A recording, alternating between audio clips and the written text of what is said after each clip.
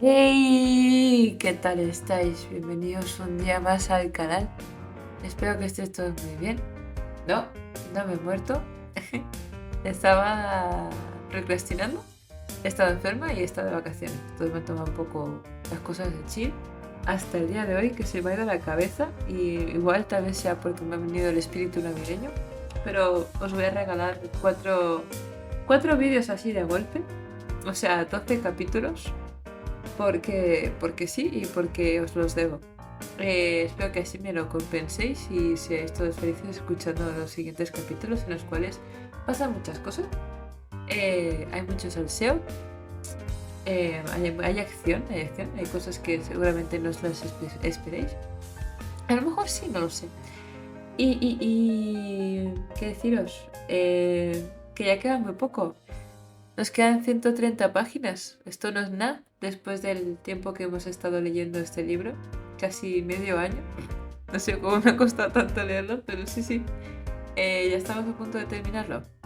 Así que bueno, aprovechadlo, disfrutadlo mucho y decidme qué opináis en los comentarios, qué cosas os gustan más, qué partes os gustan más de los capítulos, crear vuestras propias teorías, conspiraciones.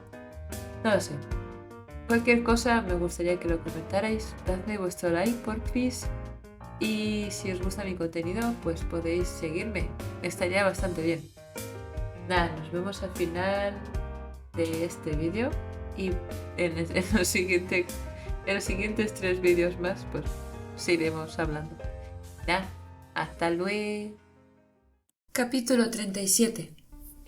En los suburbios podía parecer de noche incluso a plena luz del día. Vivena deambuló sin rumbo, entre zonas manchadas de basura de colores. Debía buscar un lugar donde ocultarse y quedarse allí. Sin embargo, ya no pensaba con lucidez. Parlin estaba muerto. Había sido su amigo desde la infancia. Lo había convencido para que la acompañara en lo que ahora parecía la más estúpida de las misiones. Su muerte era culpa suya. Dent y su equipo la habían traicionado. No, nunca habían trabajado para ella. Ahora que lo recordaba, podía ver los signos, la manera tan convincente en que la habían encontrado en el restaurante, cómo la habían utilizado para conseguir el aliento del Emex, cómo la habían manipulado, haciéndole creer que estaba al mando. Tan solo la habían seguido a la corriente. Había sido una prisionera y no se había dado cuenta. La traición parecía aún peor porque había llegado a confiar en ellos e incluso considerarlos amigos. Tendría que haber visto las señales de advertencia, la jocosa rudeza de Tongfa, las explicaciones de Den de que los mercenarios no tenían lealtades, e incluso había mencionado que Joyas trabajaba contra sus propios dioses. Comparado con eso, ¿qué era traicionar a un amigo? Se internó a trompicones en otro callejón, apoyando la mano en un edificio de ladrillo. La suciedad y el hollín le mancharon los dedos. Su pelo estaba blanco puro. Todavía no se había recuperado. El ataque en el suburbio había sido terrible. Ser capturada por Basher fue aterrador, pero ver a Parlin, la sangre brotando por la nariz, las mejillas abiertas revelando la cavidad bucal, nunca lo olvidaría. Algo en su interior parecía haberse roto, su habilidad para preocuparse. Ahora solo estaba aturdida. Llegó al final del callejón y alzó la embotada cabeza. Había una pared por delante, un callejón sin salida. Se dio la vuelta para desandar el camino. «Tú», dijo una voz. Vivena se volvió, sorprendida por la velocidad de su propia reacción. Su mente permanecía en estado de shock, pero una parte carnal de ella estaba alerta, capaz de defenderse por instinto. Era un callejón como los que había recorrido todo el día. Se había mantenido en los suburbios, pensando que Dent esperaría que huyera a la ciudad. Él la conocía mejor que ella misma. En su mente confundida, quedarse en los suburbios abarrotados y silenciosos parecía mejor idea. Había un hombre sentado en unas cajas tras ella, las piernas oscilando por los lados. Era bajo, moreno, y llevaba las típicas ropas de los suburbios, una mezcla de atuendos en diversas fases de desgaste. «Vaya, vaya», dijo. Ella permaneció callada. Una mujer que deambula por los suburbios nada menos que con un hermoso vestido blanco y un pelo blanco alborotado. Si todo el mundo no estuviera tan paranoico tras la redada del otro día, te habrían visto hace horas. Aquel hombre le resultaba familiar. «Eres Idriano», susurró ella. «Estabas allí, en la multitud, cuando visité a los señores de los suburbios». Él se encogió de hombros. «¿Eso significa que sabes quién soy?» «No sé nada», respondió él, «y aún menos las cosas que podrían traerme problemas. Por favor, ayúdame».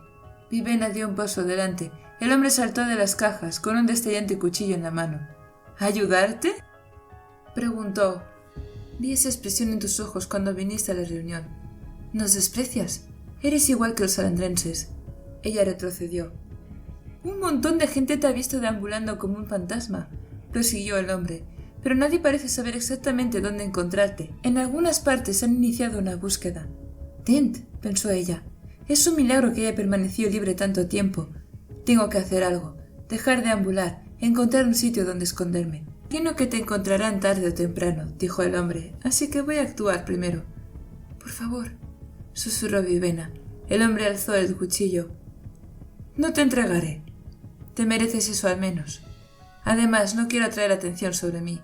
Sin embargo, ese vestido se venderá bien, incluso estropeado como está. Podría alimentar a mi familia durante semanas con ese tejido». Ella vaciló. «Grita y te rajo», masculló él. «No es una amenaza, es una inevitabilidad. Ese vestido, princesa, estarás mejor sin él. Es lo que hace que todo el mundo se fije en ti». Vivena pensó en utilizar su aliento, pero ¿y si no funcionaba? No podía concentrarse y tenía la sensación de que no conseguiría que las órdenes funcionaran. Vaciló, pero el cuchillo acechante la convenció.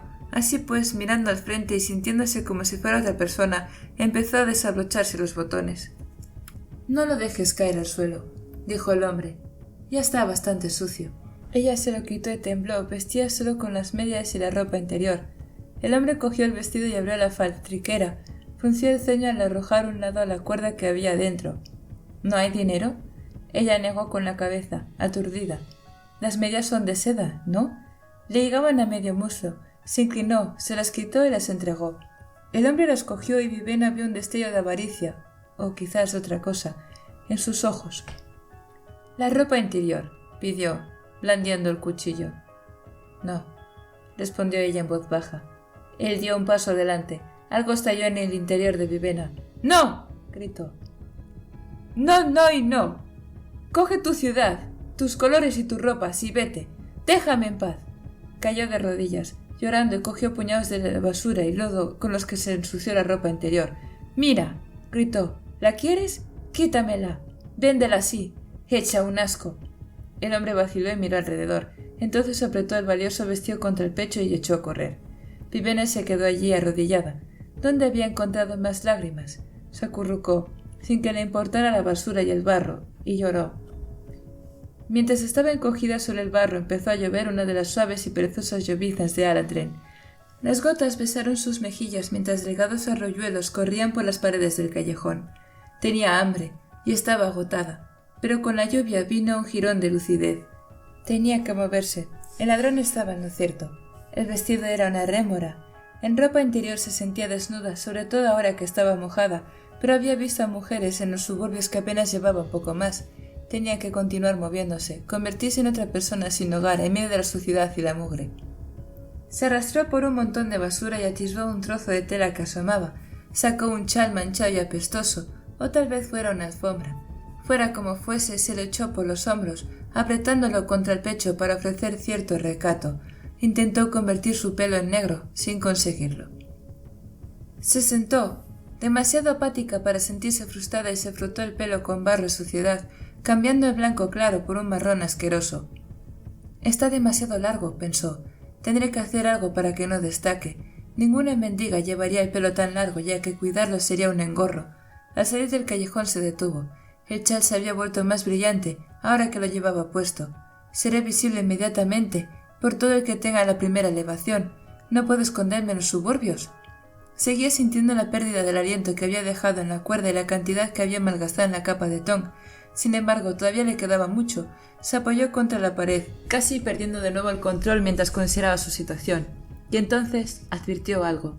Tong Fa me sorprendió en ese sótano. No pude sentir su aliento, igual que no pude sentir el de Basher cuando me emboscó en mis aposentos. La respuesta era tan fácil que resultaba ridícula. No podía sentir el aliento en la cuerda que había hecho. La recogió atándosela al tobillo. Luego cogió el chal y lo sujetó ante ella. Era una cosa patética, deshilachada por los bordes, su color rojo original apenas visible entre la mugre. «Mi vida la tuya», dijo, pronunciando las palabras que Dent había intentado sonsacarle. «Mi aliento es tuyo». Eran las mismas palabras que Lemex había pronunciado cuando le dio su aliento. Funcionó también con el chal. Todo su aliento escapó de su cuerpo y se trasladó al chal. No se trataba de ninguna orden. El chal no podría hacer nada, pero era de esperar que su aliento estuviera a salvo. Ella no desprendería ninguna aura, ninguna. Casi cayó al suelo por el impacto de haberlo perdido todo. Donde antes había sentido la ciudad a su alrededor, ahora todo permanecía callado. Era como si lo hubieran silenciado. Toda la ciudad quedó muerta para sus sentidos. O tal vez era Vivena quien había muerto. Se levantó despacio, temblando bajo la lluvia, y se secó el agua de los ojos. Entonces se arrebujó en el depositario de su aliento, el chal, y se marchó. Capítulo 38. Sondeluz estaba sentado en el borde de su cama, la frente cubierta de pastoso sudor, contemplando el suelo. Respiraba entrecortadamente. Yarimar miró a un escriba menor que dejó de escribir. Los criados se congregaban en los lados del dormitorio. A petición suya habían despertado a Sondeluz inusitadamente temprano esa mañana. ¿Divina gracia?, preguntó Yarimar. No es nada, pensó Sondeluz. Soñé con la guerra porque últimamente pienso bastante en ella. No por una profecía, no porque sea un dios. Parecía tan real. En el sueño era un hombre, en el campo de batalla, sin armas. Los soldados morían a su alrededor, un amigo tras otro. Los conocía a todos, cada uno de ellos íntimo. Una guerra contra Idris no sería así, pensó. La librarían los sin vidas. No quería reconocer que sus amigos del sueño no vestían colores brillantes. No veía a través de los ojos de un soldado alandrense, sino de un idriano. Quizá por eso había habido una masacre. Los idrianos son los que nos amenazan, son los rebeldes que se desgajaron, manteniendo un segundo trono dentro de las fronteras de Alandren. Tienen que ser sometidos. Se lo merecen. ¿Qué habéis visto, divina gracia?, preguntó de nuevo Yarimar. Sondeluz cerró los ojos. Había otras imágenes, las recurrentes, la brillante pantera roja, la tempestad, la cara de una mujer joven absorbida por la oscuridad, comida viva. «Vía encendedora», dijo, mencionando solo la última parte de sus sueños, el rostro enrojecido y ruborizado. «Te vi a ti y estabas durmiendo, y vi al rey dios». «¿Al rey dios?», preguntó Yarimar interesado. El dios asintió. Estaba llorando. El escriba notó las imágenes. Yarimar por una vez no le instó a continuar. Sondeluz se levantó, obligando a las imágenes a abandonar su mente. Sin embargo, no pudo ignorar la debilidad de su cuerpo. Aquel era día de transfusiones y tendría que tomar un aliento o moriría. «Voy a necesitar unas urnas», dijo Sondeluz. 2 docenas de ellas, una por cada dios, pintadas con sus colores. Yarimar transmitió la orden sin preguntar por qué. «También necesitaré algunas piedrecitas», dijo Sondeluz, mientras los criados lo vestían. Yarimar asintió. Una vez estuvo vestido, Sondeluz se dispuso a abandonar la habitación para alimentarse una vez más del alma de un niño. Sondeluz arrojó una piedrecita a una de las urnas que tenía delante. Resonó levemente. «Bien hecho, divina gracia», felicitó Yarimar, que estaba de pie junto a su asiento. «No es nada», dijo Sondeluz, lanzando otra piedrecita. No acertó a la urna pretendida y un criado corrió a recogerla del suelo para depositar en el recipiente adecuado. «Parece que posee un talento innato», comentó Sondeluz. «Acierto siempre». Se sentía mucho mejor después de haber sido alimentado con aliento fresco. «En efecto, divina gracia», dijo Yarimar. «Creo que su divina gracia, la diosa encendedora, se acerca». «Bien», comentó Sondeluz, arrojando otra piedrecita. Esta vez alcanzó el objetivo. Naturalmente las urnas estaban a pocos palmos de su asiento. Así podría alardear de mis habilidades tirando guijarros. Estaba sentado en el césped del patio, donde soplaba una leve brisa. El pabellón emplazado justo dentro de las puertas de la corte. La muralla le impedía contemplar la ciudad y la vista que ofrecía era bastante deprimente. «Si debemos permanecer encerrados aquí dentro», pensó, «al menos podrían tener la cortesía de proporcionarnos una vista decente». «En nombre de los tonos iridescentes, ¿qué estás haciendo?». Sondeluz no necesitó mirar para saber que Encendedora estaba de pie ante él, con los brazos en jarras. Tiró otra piedrecita. «Sabes, siempre me ha parecido raro», dijo. «Cuando hacemos este tipo de juramentos, usamos los colores. ¿Por qué no utilizar nuestros propios nombres? Supuestamente somos dioses». «A la mayoría de los dioses no les gusta que se usen sus nombres como juramento», respondió ella, sentándose a su lado. Entonces son demasiado pomposos para mi gusto, dijo Soneluz, arrojando otra piedrecita. Falló y un criado la recogió. Personalmente me resultaría muy halagador que usaran mi nombre como juramento. Soneluz del Audaz o... ¡Por Soneluz del Audaz! Supongo que llena demasiado la boca. Tal vez deberíamos dejar en Soneluz a secas. Chico, juro que cada día te vuelves más extraño. Pues lo cierto es que no. No has jurado al decir eso, a menos que estés proponiendo que juremos usando los pronombres y adjetivos posesivos. Ella gruñó entre dientes. Soneluz la miró. No me lo merezco todavía. Apenas he empezado. Hay algo más que te molesta. Madre todos, dijo ella. ¿Sigue sin darte las órdenes? E incluso se niega a hablar conmigo. Él coló una piedrecita en una urna. Ah, si supiera la refrescante sensación de frustración que se pierde al negar relacionarse contigo. No soy tan frustrante, dijo Encendedora. He sido bastante amable con ella. Entonces imagino que ese es el problema. Somos dioses, querida, y nos cansamos rápidamente de nuestras inmortales existencias. Buscamos estados extremos de emoción, bueno o malo. No importa. En cierto modo, es el valor absoluto de la emoción lo que importa, no la naturaleza positiva o negativa de esa emoción. Encendedora guardó silencio. También lo hizo él. Soneluz, querido, dijo ella por fin. Por tu nombre. ¿Qué significaba eso? No estoy seguro del todo. Se me acaba de ocurrir, pero puedo visualizar lo que significaba en mi cabeza. Con números. ¿Te encuentras bien?, preguntó ella, verdaderamente preocupada. Imágenes de guerra destellaron en la mente de Soneluz. Su mejor amigo, un hombre a quien no conocía, muriendo con una espada en el pecho. No estoy seguro, respondió. Las cosas han ido muy raras para mí últimamente. Ella guardó un breve silencio. ¿Quieres venir a mi palacio a retozar? Eso siempre me hace sentir mejor. Él arrojó una piedra, sonriendo. Querida, eres incorregible. Soy la diosa de la lujuria, por tu bien. Tengo que cumplir con mi función. La última vez que lo comprobé, eres la diosa de la sinceridad. La sinceridad y las emociones sinceras, querido, repuso ella dulcemente. Y déjame que te diga que la lujuria es la más sincera de todas las emociones. ¿Qué estás haciendo con esas tontas piedrecitas? Cuento. ¿Cuentas tus locuras? Eso, dijo él lanzando otra. Y el número de sacerdotes que entran por la puerta vistiendo los colores de los diferentes dioses. Encendedora frunció el ceño. Era mediodía, y las puertas estaban siempre ocupadas con las idas y venidas de sirvientes y faranduleros. Solo muy esporádicamente se veían sacerdotes o sacerdotisas, ya que llegaban temprano para atender a sus dioses. Cada vez que entra un sacerdote de un dios concreto, dijo Soneluz, lanza una piedrecita a la urna que representa a ese dios. Encendedora lo vio arrojar y fallar otra piedra. Como Soneluz había instruido, uno de los criados recogió la piedra y la metió en la urna adecuada, violeta y plata. Al lado una de las sacerdotisas de Esperanzador cruzó el jardín en dirección al palacio de su dios. Estoy impresionada, dijo Encendedora por fin. Es fácil. Ves a alguien vestido de púrpura y tiras una piedrecita a la urna de ese color. Sí, querido, pero ¿por qué? Para llevar el cómputo de cuántos sacerdotes de cada dios entran en la corte, por supuesto. Se han reducido a un hilillo. Veloz, ¿te importa contar?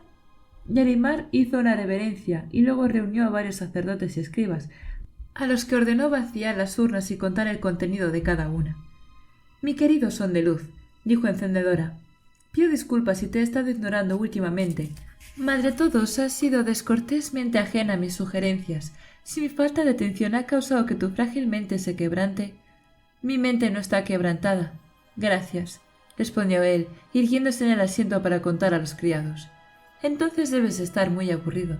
Tal vez podamos encontrar algo para entretenerte. Estoy bien entretenido. Sonrió incluso antes de que los resultados del conteo concluyeran. Mez Estrella tenía una de las pilas más pequeñas. ¿Son de luz?, preguntó Encendedora. Su actitud juguetona había desaparecido. Mandé llamar a mis sacerdotes temprano, dijo él mirándola, y les dije que se colocaran aquí, delante de las puertas, antes incluso de que saliera el sol. Llevamos ya 6 horas contando sacerdotes. Yarimar se acercó y le tendió una lista de los dioses y el número de sacerdotes que había entrado vistiéndose sus colores. Soneluz echó un vistazo y asintió para sí. Algunos dioses tienen más de 100 sacerdotes a su servicio, pero un par de ellos apenas disponen de una docena. Mez Estrella es uno de estos últimos. ¿Y qué? preguntó Encendedora. Voy a enviar a mis sacerdotes a vigilar y contar al palacio de Mercestrella para que hagan el cómputo de los sacerdotes que hay allí. Me da la sensación de que ya sé el resultado. Mercestrella no tiene menos sacerdotes que el resto de nosotros, simplemente entran a la corte por otro sitio. Encendedora lo miró desconcentrada, pero entonces ladeó la cabeza. ¿Los túneles? Sondeluz asintió.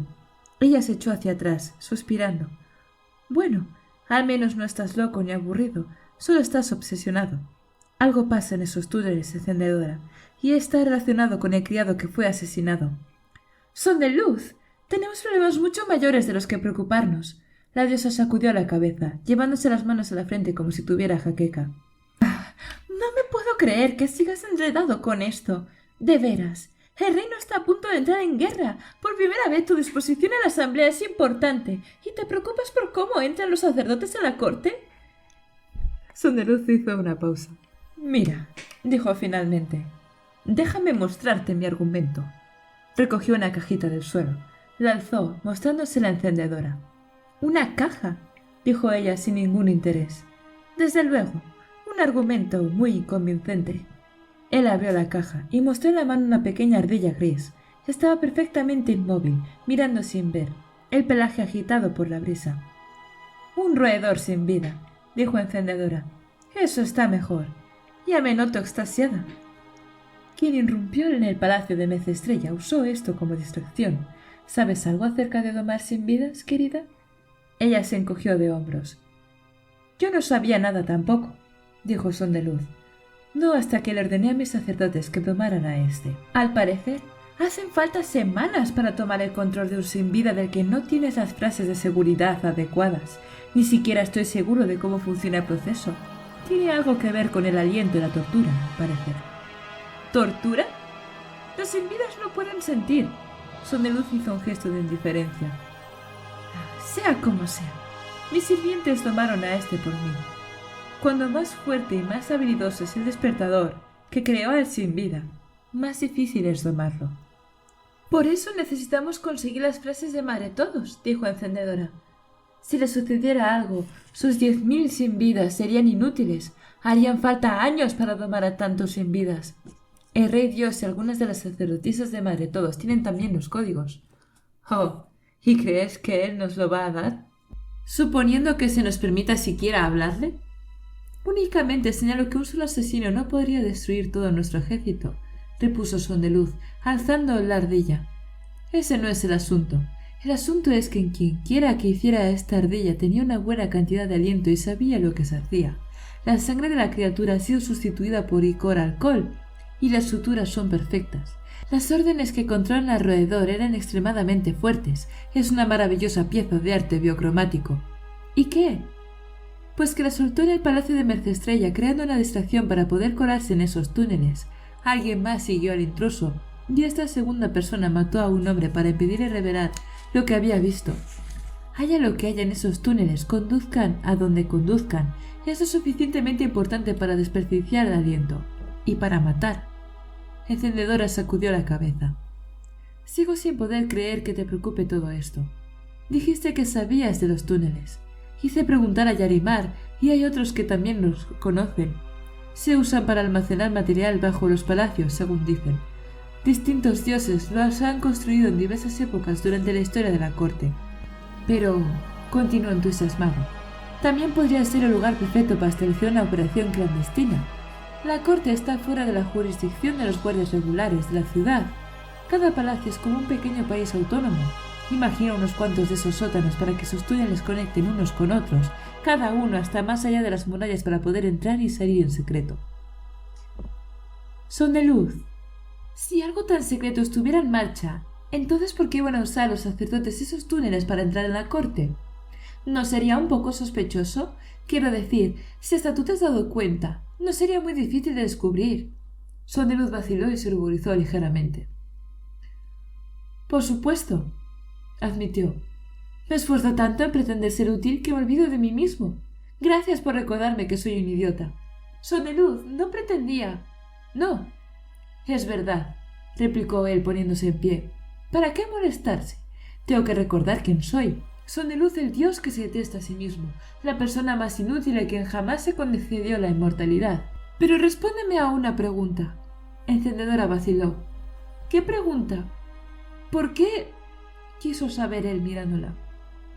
¿Por qué tengo que odiar ser Dios? ¿Por qué actúo de manera tan frívola? ¿Por qué socavo mi propia autoridad? ¿Por qué? Siempre he dado por hecho que te divertía el contraste. No, encendedora, fui así desde el primer día. Cuando desperté, me negué a creer que era un dios, me negué a aceptar mi lugar en este panteón y esta corte. He actuado así desde entonces. Y, si puedo decirlo, me he ido haciendo un poco más listo a medida que han pasado los años, pero eso ahora no importa. En lo que debo concentrarme, el punto crucial es ¿por qué? No lo sé, respondió ella. Yo tampoco. Pero fuera quien fuese yo antes, está intentando salir. Sigue susurrándome que indague este misterio. Sigue advirtiéndome que no soy ningún dios. Sigue instándome a tratar con todo esto de una manera frívola. Sacudió la cabeza.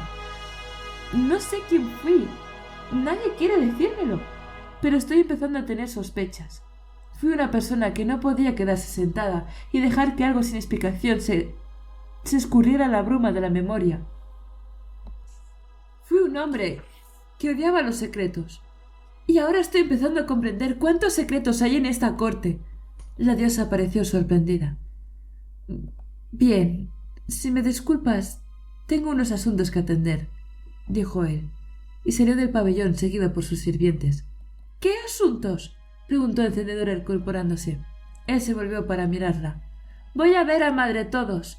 Hay algunas órdenes sin vidas con las que he de tratar. Capítulo 39. Una semana viviendo en las calles sirvió para alterar drásticamente la perspectiva que Vivena tenía sobre la vida. Vendió su pelo el segundo día por una insignificante suma de dinero. La comida que compró ni siquiera le llenó el estómago y no tuvo fuerzas para volver a hacer crecer sus mechones. El corte de pelo ni siquiera tuvo la dignidad de estar bien hecho. Era un trabajo a base de trasquilones y el cabello restante había seguido siendo blanco, de no ser porque estaba opaco y ennegrecido por la suciedad y el hollín. Había pensado en vender su aliento, pero ni siquiera sabía dónde ir ni cómo abordar el asunto. Además, tenía la sensación de que Dent estaría vigilando los sitios donde pudiera hacerlo. Aparte de eso, no tenía ni idea de cómo sacar los alientos de su chal, ahora que los había metido allí dentro. Tenía que permanecer en secreto, invisible. No podía llamar la atención. Se hallaba sentada en la acera, tendiendo la mano a los peatones, la cabeza gacha. No recibió ninguna limosna. Ignoraba cómo lo hacían los otros mendigos, pero sus exiguas ganancias parecían un tesoro sorprendente. Sabían algo que ella no sabía: cómo sentarse, cómo suplicar. Los transeúntes aprendían a evitar a los mendigos incluso con los ojos. Los mendigos de éxito, pues, eran aquellos que conseguían atraer la atención. Vivena no estaba segura de querer llamar la atención, aunque la creciente hambre había acabado por empujarla hacia las calles concurridas. Temía que Dent o Bashir pudieran encontrarla. Cuanto más hambre tenía, menos le preocupaba todo lo demás. Comer era un problema acuciante. Dent o Bashir eran un problema para después. La riada de gente con sus vestidos de colores continuaba pasando. Vivena los miraba sin fijarse sus caras o cuerpos, solo veía colores. Como una rueda, cada uno mostraba un tono diferente. Dent no me encontrará aquí, pensó. No verá a la princesa en la mendiga callejera. El estómago le gruñó. Estaba aprendiendo a ignorarlo, igual que la gente le ignoraba a ella. No se consideraba una auténtica mendiga o una hija de la calle, apenas llevaba una semana en esa situación, pero sí estaba aprendiendo a imitarlas, y su mente se sentía aturdida últimamente, desde que se había deshecho de su aliento. Acercó el chal, lo llevaba siempre consigo. Apenas podía creer todavía lo que habían hecho Dent y los demás. Tenía buenos recuerdos de sus bromas. No podía conectar aquello con lo que había visto en el sótano. De hecho, en ocasiones se levantaba para buscarlos. Sin duda, todo se trataba de una alucinación. Sin duda, no podían ser hombres tan terribles. Eso es una tontería, pensó. Tengo que concentrarme. ¿Por qué mi mente ya no funciona bien? ¿Concentrarse en qué? No había mucho en lo que pensar. No podía volver con Dent y Parlin. Estaba muerto. Las autoridades de la ciudad no serían de ninguna ayuda. Todo lo contrario. visto los rumores acerca de la princesa Adriana que estaba causando tantos problemas. La arrestarían sin vacilar. Si había más agentes de su padre en la ciudad, no tenía ni idea de cómo localizarlo sin exponerse a Dent. Además, había buenas posibilidades de que éste estuviera encontrando a esos agentes y los hubiera matado. Había sido muy listo al mantenerla cautiva, eliminando en silencio a aquellos que podrían haberla llevado al lugar seguro. ¿Qué pensaba su padre? Seguramente la suponía perdida. Todos los hombres que había enviado a recuperarla habían desaparecido misteriosamente, y Alandren estaba cada vez más cerca de declarar la guerra. Eran preocupaciones lejanas. Lo primero era su estómago, que gruñía. Había comedores de caridad en la ciudad, pero en el primer al que había acudido divisó a Tom Fa apoyado en una puerta al otro lado de la calle. Vivena se dio media vuelta y se marchó rápidamente, rogando que no la hubiera visto. Por el mismo motivo no se atrevía a abandonar la ciudad. Dent seguro que había apostado hombres en la salida. Además, ¿dónde podría ir? No tenía suministros para un viaje de regreso a Idris. Tal vez podría marcharse si conseguía ahorrar suficiente dinero. Eso era difícil, casi imposible. Cada vez que conseguía una moneda se la gastaba en comida. No podía evitarlo. Nada más parecía importar. Ya había perdido peso. Su estómago volvió a gruñir. Así que permaneció allí sentada, sudorosa y sucia, a la sombra. Seguía vistiendo solo su ropa interior y el largo chal, aunque todo estaba tan sucio que era difícil decir dónde terminaba la ropa y empezaba la piel. Su antigua y arrogante negativa a vestir atuendos elegantes parecía ahora ridícula. Sacudió la cabeza, tratando de despejarse. Una semana en la calle pareció una eternidad. Sin embargo, sabía que solo había empezado a experimentar la vida de los pobres. ¿Cómo sobrevivían? Durmiendo en callejones, mojados por la lluvia cada día, alarmados ante cada sonido, tan famélicos que se sentían tentados de coger y comer la basura podrida que se encontraban en los rincones. Vivena lo había intentado, incluso había conseguido comer algo. Era lo único que había comido en 2 días. Alguien se detuvo a su lado. Ella alzó la cabeza, ansiosa, la mano tendida, hasta que vio los colores que vestía el hombre, amarillo y azul, la guardia de la ciudad. Agarró el chal, arrebujándose en él. Era una tontería, pues nadie sabía que contenía los alientos, pero fue un movimiento reflejo. El chal era lo único que poseía, y, por poquita cosa que fuera, varios bribones callejeros habían intentado robárselo ya mientras dormía. El guardia no intentó coger el chal, tan solo le dio a ella un golpe con la porra. —¡Anda! —dijo. —¡Muévete! No se puede mendigar en esta esquina. No dio explicaciones. Nunca las daban. Al parecer habían reglas sobre dónde podían sentarse los mendigos y dónde no. Pero nadie se molestaba en darles explicaciones. Las leyes eran cosa de los señores y los dioses, no de la clase baja. Ya empiezo a pensar en los señores como si fueran de otra especie, se dijo con ironía. Se puso en pie y sintió un movimiento de náusea y mareo. Se apoyó contra la pared del edificio y el guardia volvió a golpearla para que se moviera. Ella agachó la cabeza y se internó entre la multitud, aunque la mayoría se apartaban. Era irónico que le dejaran espacio ahora que no le importaba. No quería pensar en cómo olía, aunque más que el olor era el miedo a que le robaran lo que mantenía a los peatones a distancia. No tendrían que haberse preocupado. Vivena no tenía habilidad para cortar bolsas o sisar bolsillos, y no podía permitirse que la capturaran intentándolo. Había dejado de preocuparse por la moralidad de robar hacía días. Antes de cambiar los callejones de los suburbios por las calles, no era tan ingenua como para creer que no robaría si le negaban comida, aunque suponía que tardaría bastante en llegar a ese estado. Se despegó de la multitud y regresó a los suburbios idrianos. Allí la aceptaban un poco, al menos la consideraban una de ellos. Nadie sabía que era la princesa. Después de aquel primer hombre, nadie la había reconocido. Sin embargo, su acento le había ganado un sitio. Empezó a buscar un lugar para pasar la noche. Era uno de los motivos por los que había decidido no seguir mendigando. Estaba muy cansada y quería un buen sitio para dormir. No había mucha diferencia entre los diversos callejones, pero algunos eran más seguros, más cálidos o ofrecían mejor reparo de la lluvia que otros.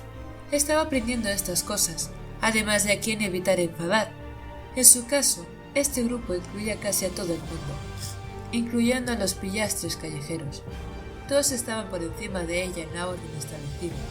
No había aprendido el segundo día, tras conseguir unas monedas a cambio de unos mechones de su pelo, con la intención de tener una oportunidad de dejar la ciudad. Ignoraba cómo los pillastres habían descubierto que tenía dinero, pero recibió la primera paliza ese día.